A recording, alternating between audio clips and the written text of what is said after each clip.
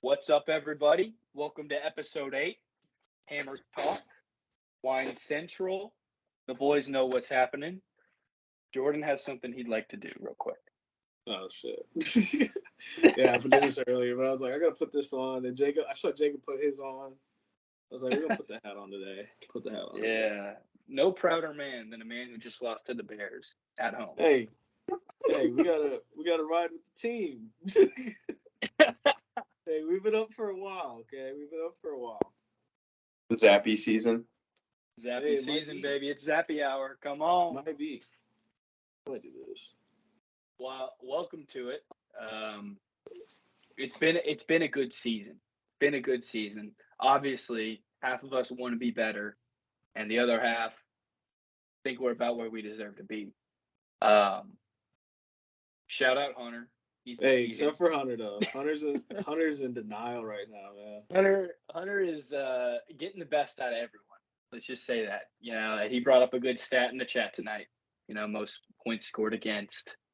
But that's not what we're here to talk about. He gets a shout out, but we're here to celebrate our man, Mandel's Hose, dropping the top score of the week. Welcome back to the pod since the inaugural episode with Hefe himself. So this is your first earned spot on the podcast. There's only been a few of them. How does it feel?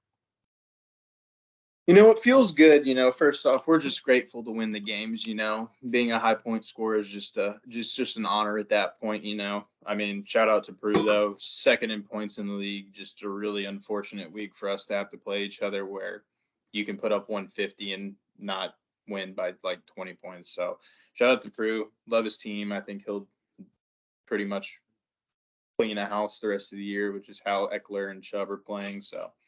Not this next week, though. I'm playing him. Never mind. Yeah, so there is Jay, an unstoppable force meeting an immovable object.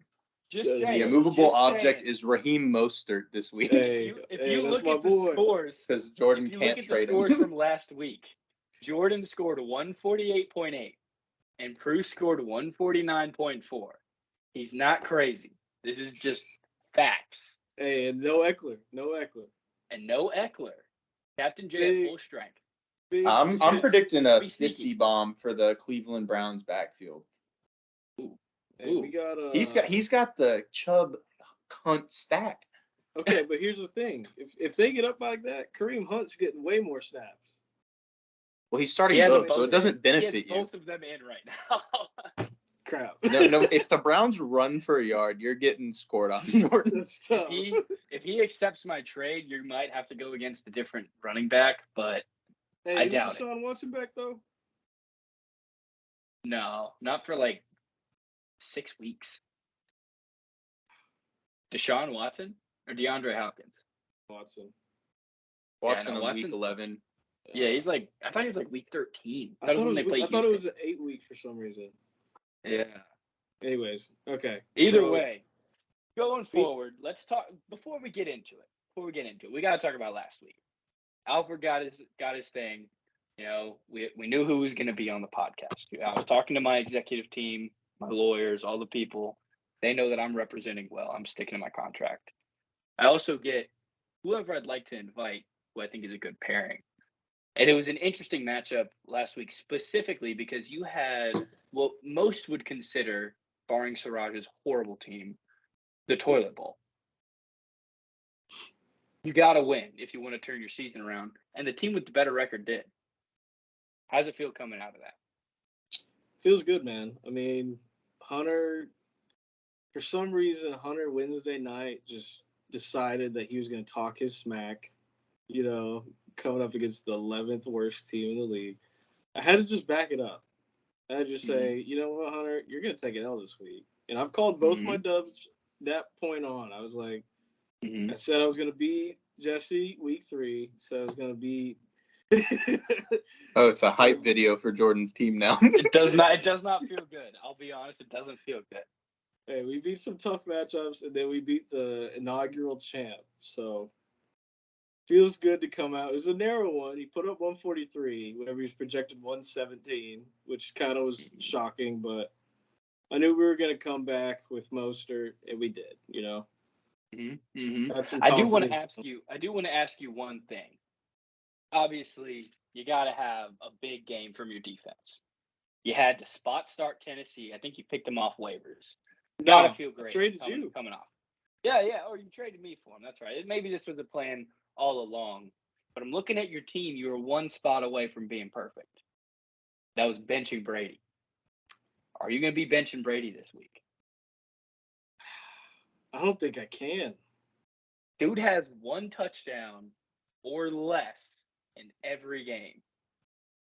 Okay, but here's the thing: he's put up over 30. He's put up over 30 points twice against Kansas City and Atlanta, and he's going up against Baltimore, another pretty porous pass defense, right? Yeah. 6th worst in the league for QBs. Okay. Then we have Lawrence, who's pretty good, but he's put up 7 less points than Brady this year so far. 7. 7 less, yeah. Narrow Making sure I heard margin. right. Narrow margin. T-Law and the Jaguars are up against Denver's defense. Is Russell Wilson back? He said think he was going so. to play. He was running sprints on the plane or some shit. That might be a spot they're start. in London. They're in London, and Brady is also on a short week, still mid-divorce. So who are you taking? You taking an international, or are you taking the good red-blooded American man? I don't know. I feel like Russ is feeling like this is going to be his comeback game. It's in a different location, not standard in the U.S. Mm-hmm. T-Law is going to be up against with some pressure. He's going overseas. Mm-hmm. I don't know. And he's going up against the worst defensive matchup. If the players are 7 points apart, I feel like a defensive matchup is a determining factor in that. Fair point. Anyway, we'll let you do your start shit decisions basically. Yeah. Let's move forward. Let's talk about some other big games. We had monumental smackdown of Siraj. Just didn't have the points to compete. Just different league. Hefe Ian, nail biter to the end. Yeah, that one was tough to watch at the end. Those games always just, if you're not in them, then it is just the worst to like. Yeah. Both teams especially are going to whenever be. you're bought in, right? Yeah. Whenever you're invested in one of these teams losing. Hefe might have the most mid roster to lead a division since the beginning of this fantasy league. I mean, dude has had basically 3 RB2s, just backup running backs cycling through. And he's getting he's catching dubs. That's what's crazy. I mean, I disagree for this week for the simple fact that Pollard is going to be RB1 because Zeke has a knee sprain. Pollard RB1 is a scary thought to me. That is a dangerous player, and regardless of how Najee's been performing this year, any given week he could give you a 30 bomb. He's talented enough if the Steelers can put him in a position to where he can succeed to get 30 points. So that's facts right there. That's absolute facts. Yeah. The only issue is I just don't know if their offensive line and having Kenny Pickett, there's just a lot of new stuff going on there, not a lot of establishment. So I think that's why he's going to see a downturn this year. I like that though. I like to bet on the risk and the upside of a young player coming into their role. And speaking of young player underperforming, not a lot of expectations. Dean just went and creamed the top seed from our division by like 40, 50 points. Jordan, how'd that feel? I mean, we're all in the same division. We all want to see Nicky lose. Love the man to death, but I hope he doesn't win a single game the rest of the year. I mean, how does it feel knowing that our division is basically one game across the whole thing? Feels good, especially being in the bottom 2. Just knowing that it's that close. It's just like 1 week to week. All you got to do is win over 50%, like for the remainder, and you're probably going to sneak into that second spot, right? It's especially good for a team like mine who doesn't have the greatest record and is dealing with some kind of unreliable players. But to add what Jacob said about Najee, I was just telling people this week, I was like, I have a good feeling about Najee this week. Philly's defense, probably one of the greatest secondaries right now in the league. Run defense maybe is a little bit more, padded. And Najee's a big dude. He can run through people. And so add on top of that, you have a brand new quarterback coming against the stellar secondary. I see that game going for 3 picks in the first half. A little bit of a change up offensively, and then we see a lot of ditch Najee passes. I think he probably gets his first score over 20 this week. I like that. I like that call. Put your name on it. Let's talk about the last matchup, which I think could arguably be the most interesting and probably the most monumental as far as impact. Keeping the league tight was the Washington Redskins bringing down Pat's Steelers on an absolute bench week for them. No Jalen Hurts, no A.J. Brown, no Gabe Davis. They come back with Tyler Algier. I don't even know the name of the other guy, but they brought it back. They crushed him. No competition. I mean, that's just good football. You know, I was pretty shocked this week just in the league in general of how many 80 bombs we had. I think there were 3 teams that were in the 80s. And I mean, just typically, at least for our league, with how much defense scores and how much, you know, you get points for running backs getting attempts, you get pass completions. There's just so much to get you points. So, you know, it's hard to. Definitely one of the lower scoring weeks across the season. As I click back through, the week before had 4 teams under 100. Then you get back to week, 5? You had 1 team under 100.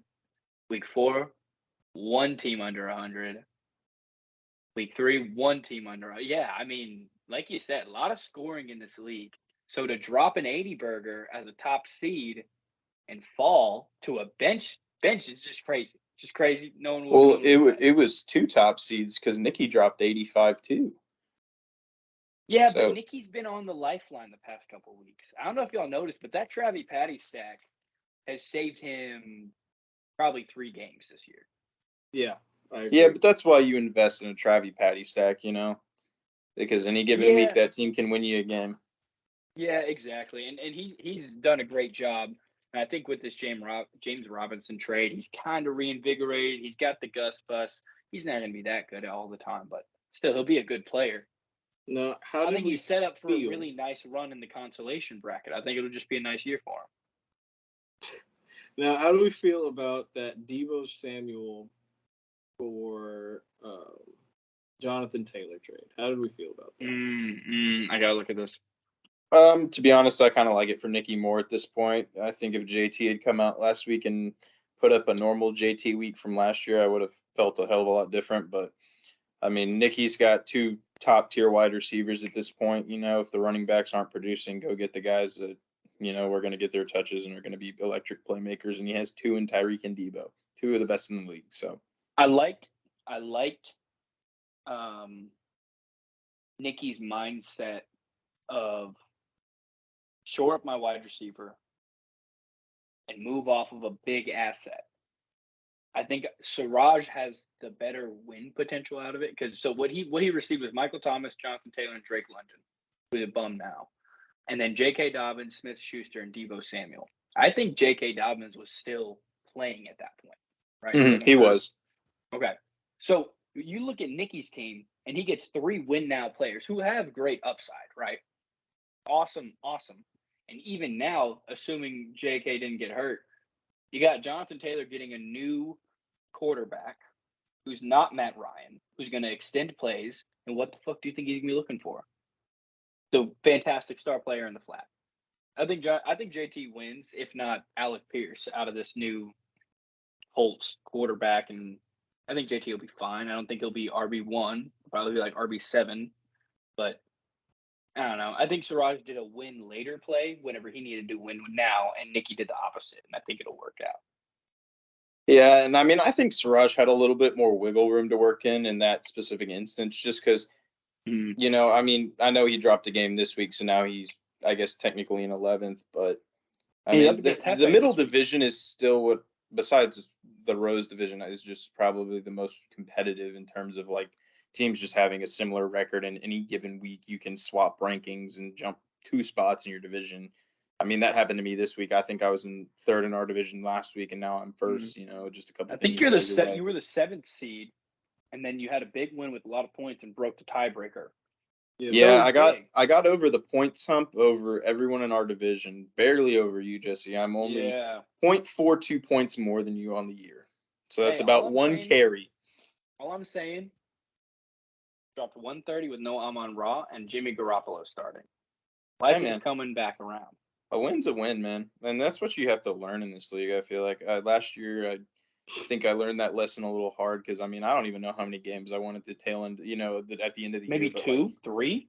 yeah, it might have been 3, I think. But like when you just win a game, and it just no matter if you're ahead or if you're kind of come back from a bad start, like each win just Mhm. feels so good. You know what I mean? I talked to Dean on the way home today.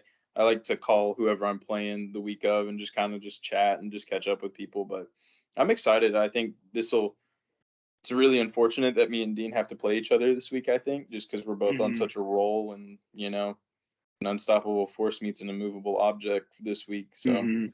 I hope my Yeah. squad can play. But, if I end up losing to Dean has a solid roster at this point. So, like, he could be primed to make a run in that division at the bottom. So, Yeah, I think a lot of people have Dean as a dark horse there. I think, for me personally, I think Hefe might fall back a little bit, barring any injuries or whatever. I know Najee rescindance is a resurgence is a big thing on Jordan's plate, but I don't see the team there. I like CD. Maybe Dak turns it on. He gets a couple more wins. But I think Prue and Dean have the better rosters. Dean might have the best roster in the league, unanimously.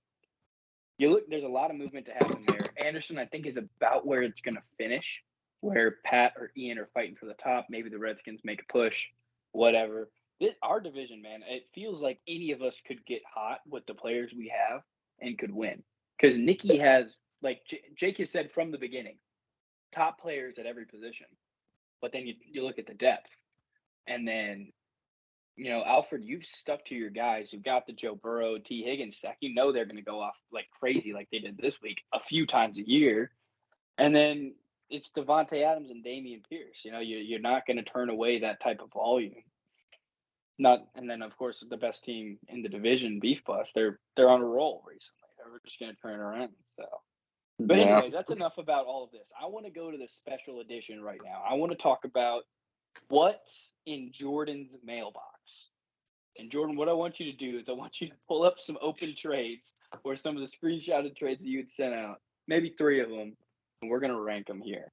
Yeah, Me and Alfred. At this point, they're all declined, right? Yeah, Oh, they were that's that good. I thought you That's lost a fine. few of them. I They thought didn't some take of the them. lose. Yeah, pull up I the one thought- that you lost. Yeah, I want to see those specifically. Listen, I thought some of them, were not terrible, but people seem to think differently, right?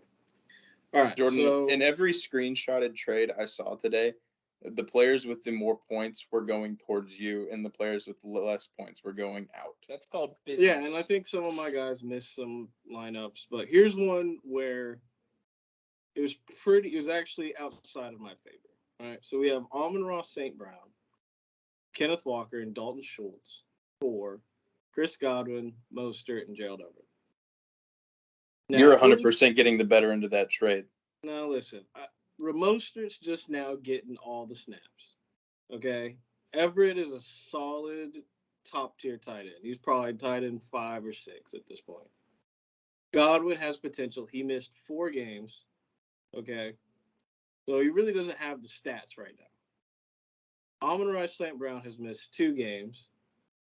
Ken Walker started getting these snaps once Penny tore his ACL, and Schultz has just been an injury figure all year long. So weigh in on that. I know you think that I'm losing that one, but we look at the points. I'm gonna stay quiet. Alfred, you take this one. We look at the points. What do we think? Just from my perspective, I'll break it down just one by one. Amon-Ra, when healthy, is a walking 20 bomb, in my opinion. If you look at the weeks that he's healthy, he's getting 12 targets on his high end, and his low end was about 9. And even of the 9 he's getting 6 receptions for 73 yards that week against a pretty decent defense. I mean, I think the one thing I do not like about Amon-Ra, and maybe you gain value here, Jordan, in that trade, is the fact that his schedule is brutal. Yeah. The Lions play some of the best passing defenses in the entire league, the entire portion of the year. So Now, I think when to healthy, counter he'll be that- good. To Do counter what? that, Godwin is also getting 12 targets a game. Yeah, but what are the targets? What are the types of targets you're getting? Because Godwin's Godwin isn't probably the getting. upside receiver, right? He's not the upside receiver in the offense. He's the possession. Mike Evans is the upside. Where Amon-Ra kind of plays both roles because he's kind of the dude that makes the play as well as the dude that they go to on third down. You know? Now, I would agree, but they do have Swift coming back as well. I think that's that good makes for them. Amon-Ra better. Yeah, I think. I think if they have to for respect sure. the run and they can't double up on Amon-Ra, then I think that makes him better. All right, that's fair. And Hawkinson as well. But Yeah. Anyway, give us a trade that's not our two teams because obviously I'm going to disagree with you every time. But, Naturally, it was just the first one to come up. Okay. Yeah. So, let's see. I offered Jake, Josh Allen, CeeDee Lamb, and Hayden Hurst for Tom Brady, Devontae Adams, and Bellinger, the New York Giants tight end. I mean, I just Okay. don't think Jake will make that deal in a million years. Right now his team is completely. Josh Allen is number one in fantasy, right? Like number one overall. That's all I'm saying. Yeah. I mean, he's a walking 40 bomb pretty much every week, given whatever matchup he's handed that week. And I mean, right now, Hefe, he's rolling, he's winning, so you can't really dispute the fact that his team is good enough to compete. You know, is he maybe getting some good scheduling? Yeah, that helps. But I mean, if Josh Allen drops 40 every week and the Cowboys are dropping 30, that's 70 points. I think to win in this league, you need to be putting up at least 125. That is like my golden number, that you need to hit 125 to at least try and be competitive. If you get in a shootout, that's great. But like 125, if you're not, you got to get to like that number, I think, in my mind, to always have at least a 50-50 chance to win the game. Fair. So, I mean, if he's getting over half of that production from two players, and Najee ends up turning the corner, then he could be putting up a beast, amount of points just from the quarterback, defense, and one running back position. He could be getting 100 points. What were the other two players in that one? CeeDee Lamb for Adams, and then Bellinger for Schultz. Okay, so yeah, Adams is the better asset in my mind, for sure, no doubt. How's it going, Gabe? What's up? What? Sorry for interrupting. Name one player on your roster. Jalen Hurts. Nice. We're coaching him up over here. We're coaching him up for dude, sure. That was fast. Oh, it was off the top of the head, like there was nothing else on his mind. For real. Yeah, I don't know. I think Adams is a clear winner there. Obviously, Bellinger's out for 3 weeks, so if he wants an actual tight end to start, I don't hate it. It's just that Tom Brady has been not that great, and Josh Allen is so hard to go away from. So it's you have to hard lose on some of the other ones to win, to get an asset like that in fan. And just in my opinion, when you're trading for a number one, basically. Yeah, that's all I'd say. I feel like it would be better too if you had a tight end that had a little bit more value. I mean, Hayden Hurst really hasn't been playing that bad. That's I think he's still put up more points than Bellinger in that situation. And now that Bellinger has like a broken eye socket, like yeah, I mean he's probably ain't going to see the ball for a while. Yeah, it's a 3 for 2. That's what it is, and so it's closer than most think. It's just that you hear Josh Allen, and he's so damn good. Yeah, exactly. And it's like Bellinger also didn't play for a couple weeks. He wasn't starting, so you have those first 2 weeks off. There's a 14-point gap between Hurst and Bellinger. I feel like 2 weeks easily covers that. Oh yeah. I don't know. Well, I think it just comes into what teams you want to buy into as well. I think in the beginning of the year, everyone has a decent idea over who they think are going to be the dominant teams. I mean, some I think are more of a given, like the Bills, the Chiefs. They're always going to be good. They're always going to be relevant as long as they have their guys that are their top performers. But I think when you get to the Giants roster, no one expected the Giants to be any decent this year, and now they're one of the top teams in the NFL. But it's off the legs of Saquon. Ian's benefit off of it. They're not like a sling the ball team, and then At least for me, Hurst, he's in one of probably the most pass happy offenses in the entire league. Yeah, I don't deny that. I don't deny that at all. Only thing is that I don't think Jones can throw the ball very far, so he's hitting Bellinger, and they like him, and they like him in the red zone too. So Yeah. I don't know, Well- man. If he can make it to the NFL, he can throw the ball pretty far. yeah, no, I I don't. mean, it's good though. All right, one more trade offer. Anyway, One more trade. and then we're gonna get to next week's matchups. Yeah, Make it quick, this one is gonna not sound as bad. I think I offered Jed for Jalen Hurts, Gabriel Davis, and Tyler Algier, Tom Brady, Adams, and David Montgomery. I think that's a lot more balanced for sure. That's probably the most. I'd say that's probably one of the more balanced trades you've thrown out. Yeah, and I don't ever expect the first trade offer to go through. If it does, it's a pleasant surprise. But I hope there's some deliberation because then you get to an agreement. You can kind of argue some points, and so then you usually reach an agreement that's pretty benefit for both teams. So I like what you said there. You don't expect the first trade to go through. So how'd you get to the max trades for the week or that you can have pending? Yeah, no, that's fair.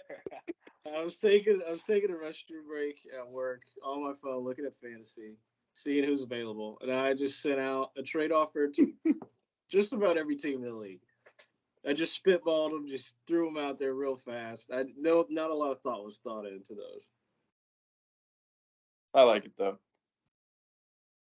I like the relentless trading. We had a good talk today about the trade. It was just a little too pricey for me. But either way, a lot of good players on a lot of teams, except for Siraj's. His team flows. So looking at this next week, we've got a basically probably one of the top matchups of the year. And sorry, Alfred and Dean, it's not you two. It's Nikki and Pat. I'm going to go with that's the top matchup this week because those two have been the top of their division except for this past week. They're both kind of on a slide. It's more of a make or break game here. Because if P-Ball wins this, he's probably feeling pretty good at 6-2. And therefore, when Nikki goes 4-4 after starting 4-2, 4-1, that's not feeling good. You just gotta call an audible there or something. I don't know what you guys are thinking on it, but I mean, I don't think see how Pat doesn't win this game. Yeah, I mean, I think P-Ball wins the game. Sorry, Nikki, but I think Nikki's just kind of crushed by some bye weeks too this week. He doesn't have his Kelsey Mahomes stack. I think if he has the stack, it's probably a 50-50 game. There's just too much production that gets lost there. And, he's in the same spot I was in last week with McCaffrey, where James Robinson's on a brand new team. He's going to learn the playbook. He has a few more days than McCaffrey did last week, but, he's probably just not going to produce to the extent that you really need him to produce to get you a win. I mean, I got 9 from McCaffrey. I got lucky last week and had Burrow with a 53 bomb and Josh Jacobs with 43, So Josh Jacobs has been crazy, dude. He's been insane. Yeah, it's been a blessing. Yeah. And I received multiple trades for him like before he started dropping 30. And I held strong because I just was like, I'll just see how it goes. He's just got so much green on his schedule that I feel like I had to stick it out, and it's starting to pay off a little bit. So no, facts. I mean, Raiders do well when he does well. So they're going to keep feeding him. Speaking of big matchup, you're looking at the 140.06 projected low flub versus the 142.5 Manziel's hose. Alfred, stay quiet for me. Jordan, give me a little bit of insight here.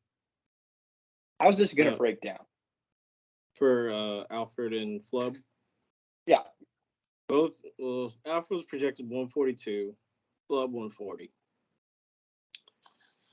Ramondre's on a tear right now, so Dean is firing at all cylinders. Starting Ertz this week over Higbee. I don't know how to feel about that just yet. It seems like an every week decision for Dean, though. Yeah, it does. And C-Mac, he'll get a lot more plays this week.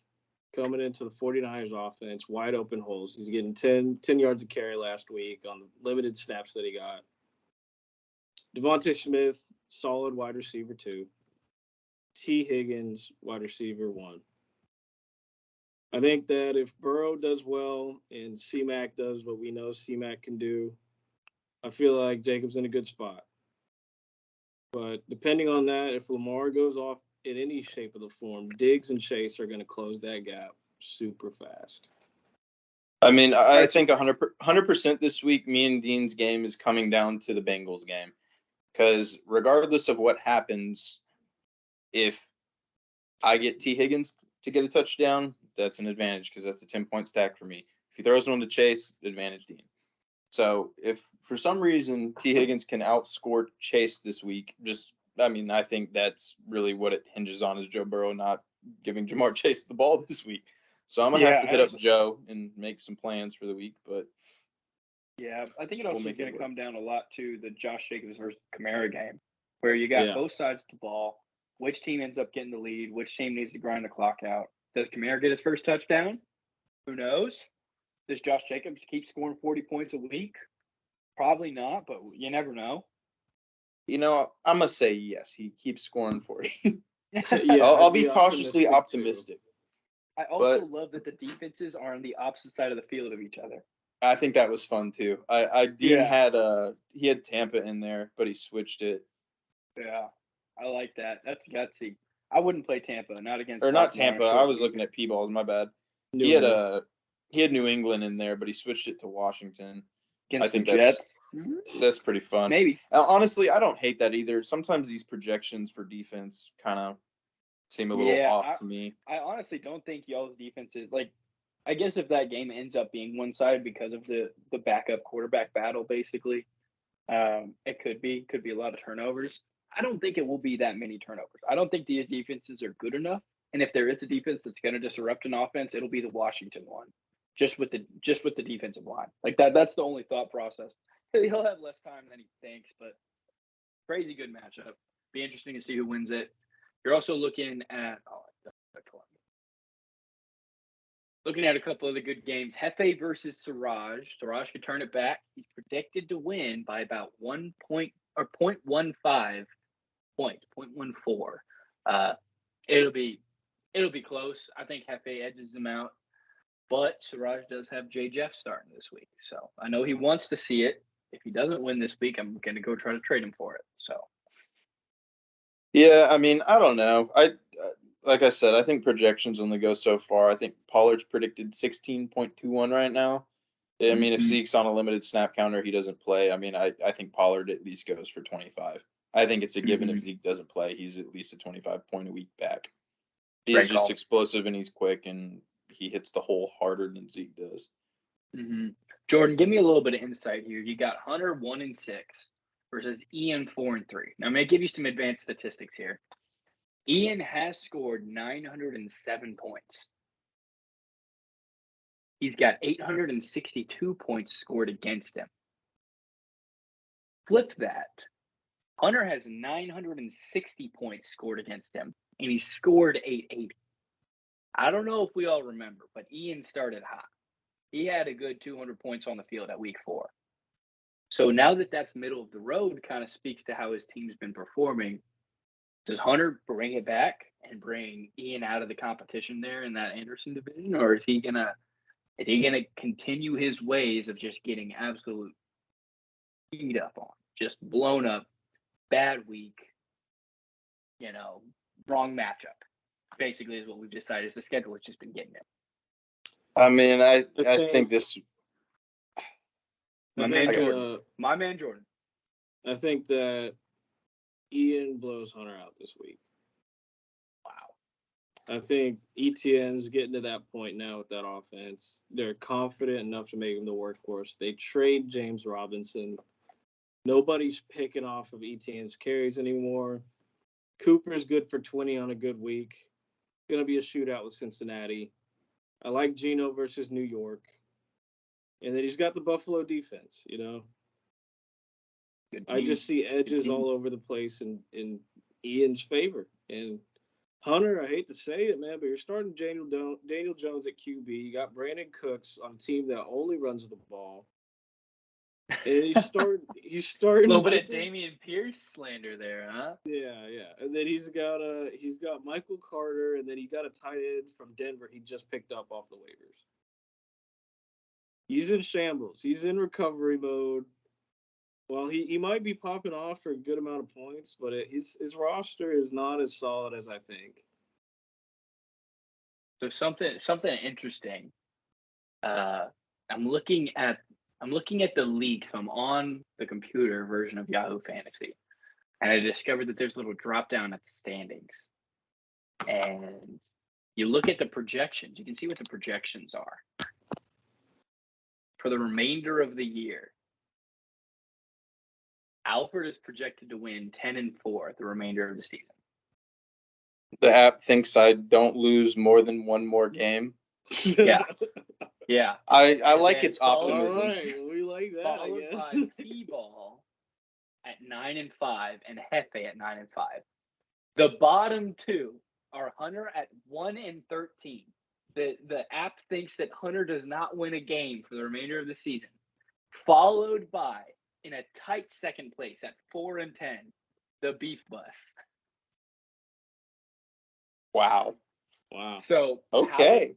power rankings right now, based off of Yahoo Fantasy's calculations, Loaf Love number 1, Pat Feelers number 2, Siraj number 3, Prue, Alford, Ian, Nikki, Hefe, Redskins, Jordan, Jesse, Hunter. That's kind of wild. That's Yeah. ridiculous. You said That's Siraj was insane. you said they ranked him 3? 3. Siraj is 3. And you got Hey, Hefe, a 1 mean, seed at his 2. believe I his don't- I think he's roster's got a his rough roster league, but not that. his roster's a lot different now. I'll give him that. He picked up Jay Jettis, great pickup for him. He's got Picked up Waddle still. I JT. think he has a lot of he has a lot of potential. His team could be excellent. He also is in the 11 seed right now. So that's like my one hesitation is like yeah, Yahoo must Hey. think Now listen. I think Siraj is in a good position to pull that off. I think he's got the players. I think he got Jay Jettas on a bye, couldn't use him, and he called me. He called me before making that trade, Debo for JT. He said, "Hey, I got this offer." He said, "I'm not giving up Debo for JT," and I said, "Are you stupid?" I said, "This guy was the number 1 last year." I was like, "I don't care if he's hurt." I was like, you'll have 2 hurt top tier running backs, followed by Jay Jettas. Wasn't at the time. But I was like, Debo hasn't been doing you any favors, and now he might do him even less. Now that Ayuka's heating up and C-Mac is in that backfield, 49ers are going to be running the ball a lot more than we've seen. You know, they've gone through some hammies. No longer is Elijah Mitchell going to be the answer, right? You gave him some great advice there. Dude, yeah, And I do want to bring this back here. Draft day projections had Ian number 1, 13-1 on draft day. Followed by Captain J 10-4. Nikki 9-5 and Prue 9-5. Those are the top 4 coming out of draft day. Bottom projection was Hefe at 12 and Beef Plus at 11. Followed by Pat's Feelers at 10. Switch that's that kind to of today. great. It was about completely opposite of what it projected. About exactly opposite minus myself in 11. I've got a firm hold on 11, you know. But you're looking at it. I think the only thing that you can actually come to a conclusion on is this league is crazy close. Pretty much everyone's in it at this point. I still think Hunter could make a run. You know, I think not for his top seed, but for the 3rd spot or the 6th spot in the playoffs, it's not out of reach by any means. And I think he did what he had to do to get a win. Unfortunately, he didn't get one. But, man, I don't don't think anyone's out. he'll still have the waiver on his side for the rest of the season. So I Yeah. mean, he can You win want 5 that. games. He can win 4 games in a row and still be competitive in terms of waiver picks.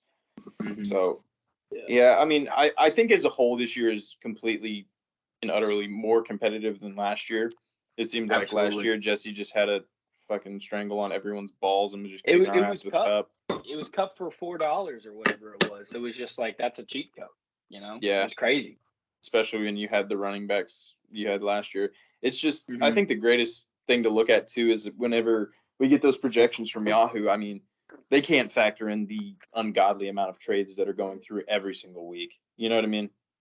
So Facts. it's tough. I mean, per Yahoo, Jordan shouldn't lose another game for the rest of this year. You got to win 7 in a row, Jordan, to meet your projection. Mm-hmm. I don't know. I'm excited Yeah. to see how it shakes out. I think this year will be considerably more competitive than last year. But No, the I'm getting- end I'm of getting- the playoffs. I'm getting news right now from P-Ball, of course, talking shit, What's that? What's he saying? sending me screenshots that Devontae Adams got an illness. Now, That's I such a would be P-ball maneuver, worried. dude. Did he get I this would- info from a trainer buddy miscellaneously somehow in the Raiders organization? Yeah, he screenshotted it, just like he said Devontae was going to be suspended right after, right? He screenshotted this one and sent it to me off of ESPN. But I've seen people play through illness all the time. And if not, I would be worried if I had Jacoby Myers. But I did. I feel like I got the addition of the week with Scary Terry. I mean, Heineke's back. I traded away Terry. You can have him. He's better with Heineke than he was with Wentz, for He's much sure. better. In my Heineke would opinion. chuck it. Much Heineke better. chucks it. Yeah, to be honest, I have no idea why they just didn't let him keep playing quarterback anyway. I Yeah. don't really think he was the fucking problem. But I don't know. I think as the weeks go on, I think it'll only get more competitive.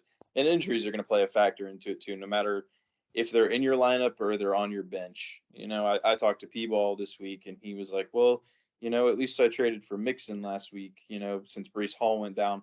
But I'm like, I get that you're still short up at running back, and that's great. You will still be competitive because of it, but you're losing so much trade bait. And as a big trader like P-Ball is, you lose Javonte Williams in a season for trading, and you lose Breece Hall in a season for trading. I mean, prospectively, those are two absolute studs that you're getting out of that. He could have shored up a tight end spot. He could have, he could have probably gotten Kittle off of me if he'd given me Javonte or Breece Hall at one point. You know what I mean? So it's just things like that may not be apparent on the surface, but over time it could deplete anyone's roster in this league, and just seeing No, that's a P-Ball great go point. through it is kind of making me think about it just for the rest of the league in terms of trade values and who you're actually going to play. Yeah, and then And I agree. It's the point where people got to start making win now decisions if they want to feel like they're going to be competitive. And to add to that, P-Ball crying himself a river in the freaking chat today, talking about I have RBs tearing ACL. I was like, you suffered one ACL. Half the league has gone through an ACL injury at this point, brother. Like, I lost Rashad Penny. We see what Walker's doing now. Mm-hmm. Yeah, no, Walker's great, man. Love that guy. I think I Yeah, might be the right. exception. Me and Prue, I think, haven't had any stud running backs hurt or banged up at all. Mhm. Minus Brian Robinson getting shot, but that's completely unrelated. Hey, but he's back. He's back. It is crazy Yeah, he's no, playing. he's I elite love now. it. They My give team him is the full first- of fighters. Yeah. No, it's gonna be a good year. Let's end it out with a nice and casual. It's been low energy. It's been good opinions. It's been more factual than some of the other ones. I like this. This is what we needed. We'd had some crazy ones. We'd had wives on here. We didn't want that. We wanted good old fashioned football talk. Yeah, no brought wives it with to me and Jordan for sure. Oh, yeah. Damn right. Only dudes. So we're looking at the league. We're looking at the playoffs. Who's making it? Give me your top. Give me your 3 seeds that aren't going to win their division that going to make it in here, and you two can come to the same answer. I don't want your own answers. All right, Jacob, you go first. I'm going El Jefe makes it in. I think Jake has a lead that is really hard to lose at this point. I think any given week he'll have a matchup where somebody's going to have buys, and I've been looking at it too, so I'll just quick tangent. I play Jake week 9. He's projected 65 points. So basically what that means is he gets all of his bye weeks out of the way next week. So I think Free Hefe win. will be at full strength pretty much for the rest of the season. He's got his Josh Allen bye gone. Cowboys are gone the week I play him. So he'll have everything off. So he'll be playing pretty free and clear the rest of the season. So I think Jake will still get in there. I think Prue will eventually sneak up and snag that top spot again. And I think Dean somehow will suffer a loss or two that is just an absolute heartbreaker out of nowhere that's just going to keep him right on the fringe. I think Hefe will keep winning these really tight, low-scoring games somehow. Because, as El Jefe says, you've done it 100 times. He sets his lineup, they go out, they win. So I'm going El Jefe for my first pick on the outside coming in. And then it's tough. Jesse, I feel better about your squad. I think you could sneak in there. I think at full strength and healthy, I think you can sneak in there. Healthy is a big contingent there. Healthy is a big True. contingent. There's not a lot of depth on the squad right now. We're kind of ride or die with the boys we got right now. And then I think I'm going to go with the Mexican Migos. They have a lot of points for at this point in the season. They're a positive record still. I think there are a couple teams in their division that they can beat any given week. So I think Ian will snag that last spot at the 6th seed is my prediction right now. All right, Jordan, you can give me yours since Alfred did 0 teamwork. Okay, I think that Siraj steps on the Redskins and the Migos to get in there easily. I think a healthy Siraj just dominates that division. I'm glad he's out of my division. I don't have to play that squad, right? I think Flub makes it on top of the Seaman just because, the wide receiver stack, Diggs, Chase, doesn't get better than that, and Chase is heating up. So are you predicting El Jefe to win the league and Hunter or Prue to be the first one out? I think Jefe stays on top. I think Josh Allen just wins him enough games. He's 5-2. Dean suffers another loss. I think it's going to be really tough for him to come back against Prue in that division as well. Prue's just going to be solid, So I think it's going to be Jefe up top, followed by Flub in that division. Then I think if I get lucky and the stars align, I'm going to be battling Jesse for the second spot in our division. I think, Jacob, you have it pretty locked up there, especially after that McCaffrey trade. Gators is on a fall. He's struggling. After a couple bad trades, in my opinion, I think that he just falls to the depths. I think it's going to be between me and Jesse. We're both tied with records right now. We're about to have our matchup, I think, right? No, I'm pretty sure. No, we won't play till like the end. Oh, so it'll literally determine it, hopefully. Yeah. It'll be literally, we are literally week 14. Week 14. If we have similar schedules, that's going to be the deciding week for us. You get me with no Michael Pittman. I don't think that's necessarily a bad thing for you. Nah, if Jesse picks up Ellinger, the Ellinger Pittman stack could be huge. I already got him, dude. I'm going full gamble mode this season. I got to turn this bitch around. Well, you got freaking 2 workhorses with Kenneth Walker and Derrick Henry. So that's kind of the idea. You're catching me. You gotta keep that locked down. Yeah, you're catching me with Mostert against the Chargers and Pierce against Dallas's defense. Brady and Godwin against San Francisco. That's a dub for the beef bus. Yeah. Dub. Give me the playoffs, baby. Yeah, it's gonna be tough. So I need to create that space. No shot. He has the same team by then. Yeah, no way. Dude, I'm going to have 4 of the same players, and it's going to be Amon-Ra, Derrick Henry, Kenneth Walker, and that's right, ladies and gentlemen, Taysom Hill. Can't get him from me. Tight end 1. I don't want him. He's on a bye week that week, too. I did. Yeah, literally. One of these years, Yahoo will fix that. Yeah. Nope. I'm hoping that Taysom Hill loses you a couple games. I can creep up, get a little 1-game head start. Not gonna happen. Let it come down to points 4. I'll catch you here pretty soon. All right. Well, Alfred, you are the guest of honor, so please feel free to send us away, and we will be into week 8, episode 8, Hammer Talk. Good season, great episode. Alfred, take it away. It's crazy how fast the season has gone, and it's crazy how fast the league has changed in those times. Dean, from the depths of hell, has crawled into a shining position in the league. 0-3 for me to start 4 in a row. I think a lot of teams have made a lot of moves that have put them in the places that they're in now, and everyone's trying to figure out how to change it to get to where they want to be or how to maintain where they're at. I think this is going to be a competitive year. I look forward to seeing how it plays out, and I look forward to hopefully being back on the podcast at least one more time. Yes, sir. All right. Thanks, everybody. Have a good one. Have a good week, fellas. See you, boys. See you.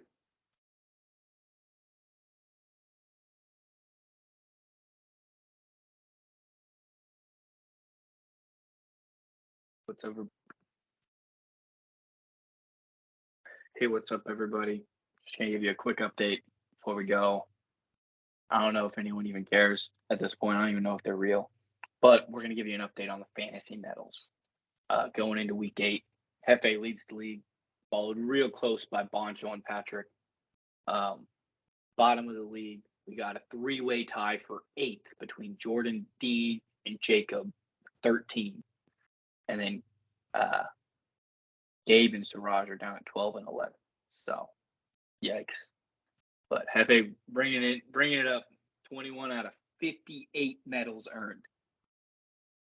What a Yahoo fantasy freak. Just showing us how it's done. Thanks, everybody. Share this with your friends and family. If Hunter makes the playoffs, I will do an entire episode of Hammer Talk in public. Part of our outreach program. Might even establish a scholarship or two. So just go ahead and spread it out. Let's get some ad revenue going. See you next week.